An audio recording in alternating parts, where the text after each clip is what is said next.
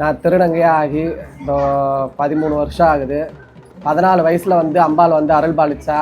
அப்போ வந்து 14 வயசில் வந்து அருள் பாலிக்க சொல்ல நான் சின்ன பிள்ளையாக இருந்தேன். கொஞ்சம் கொஞ்சம் போக போக அதுக்கப்புறமா அம்பாள் அருள் பாலித்து முதல்ல இந்த அம்பாளை தான் நான் வாங்கி பிரதிஷ்டை பண்ணி என்னால் முடிஞ்சது என் கைங்கரியமாக இருக்கட்டும்னு சொல்லிட்டு வாங்கி பிரதிஷ்டை பண்ணி இந்த அம்பாளை வந்து சேவித்து நான் வச்சுட்டு வழிபாடு பண்ணிட்டு வந்தேன்.